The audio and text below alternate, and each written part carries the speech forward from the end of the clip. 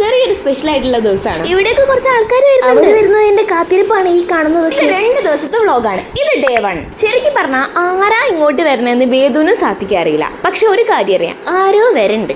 അങ്ങനെ ഞങ്ങളുടെ കുറെ നേരത്തെ കാത്തിരിപ്പിനൊടുവിൽ അവർ വന്നു ഗൈസ്. ഇനി ഓരോരുത്തരെ പരിചയപ്പെടുത്താം. ഇതാണ് പാറു. അവരെത്തുമ്പോഴത്തേക്കും ഏകദേശം 11 മണിയൊക്കെ കഴിഞ്ഞിട്ടുണ്ട്. അതുകൊണ്ട് തന്നെ വേഗം പോയി കുളിച്ചു, ഫുഡ് കഴിച്ച് ഉറങ്ങി. ഇനി ഇത് ഡേ 2.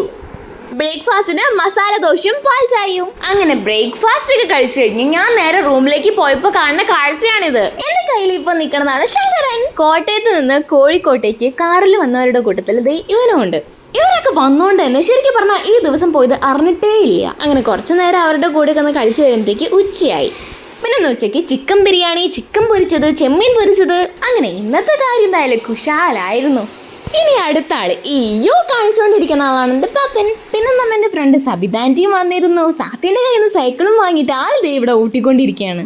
പിന്നെ സബിതാൻറ്റി വന്നപ്പോൾ ഞങ്ങൾ ബാലവാടീസിന് ഈ മാംഗോ ബാർ, ഈ ആൾക്കാർക്ക് ഈ സ്ട്രോബെറി ഐസ്ക്രീമും കൊണ്ടുവന്നിരുന്നു. പിന്നെ അടുത്ത യോ കാണിച്ചുകൊണ്ടിരിക്കുന്ന ആളാണ് എൻ്റെ മേമ.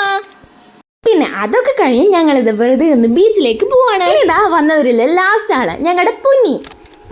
അങ്ങനെ ഇതാ അവിടെത്തി. ആദ്യം തന്നെ ഉപ്പിലിട്ടത് വാങ്ങാനായിട്ടുള്ള തന്ത്രപ്പാടിലാണ്. പിന്നെ നെല്ലിക്ക ഉപ്പിലിട്ടത്, മാങ്ങ ഉപ്പിലിട്ടത്, അതൊക്കെ വാങ്ങി. എനിക്ക് തോന്നുന്നു കോട്ടയത്ത് അങ്ങനെ ബീച്ചുകളൊന്നും ഇല്ലാന്ന്. അവരാദ്യമായിട്ടാണ് ബീച്ചിൽ വരുന്നത്. അതിന്റെ എക്സൈറ്റ്മെന്റ് ആണ് പാറയും പൊന്നിക്കും. പിന്നെ ഞങ്ങളുടെ അവിടെ ബീച്ചുകൾ ഉണ്ടെങ്കിലും അച്ഛനമ്മയ്ക്ക് കൊണ്ടുപോകാനായിട്ടുള്ള സമയം കിട്ടണ്ടേ. കിട്ടണ സമയം മാക്സിമം എൻജോയ് ചെയ്യും. അതാണ് ഞങ്ങളുടെ പോളിസി. അങ്ങനെ അതൊക്കെ കഴിഞ്ഞ് ഞങ്ങൾ നേരെ വീട്ടിലേക്ക് പോയി. പിന്നെ വീട്ടിലെത്തിയ ശേഷം അവര് നേരെ കോട്ടയത്തേക്കും പോയി. പിന്നെ മൊത്തത്തിൽ ഇന്ന് എന്തായാലും ഒരു കളർ ദിവസമായിരുന്നു. അപ്പൊ ശരി.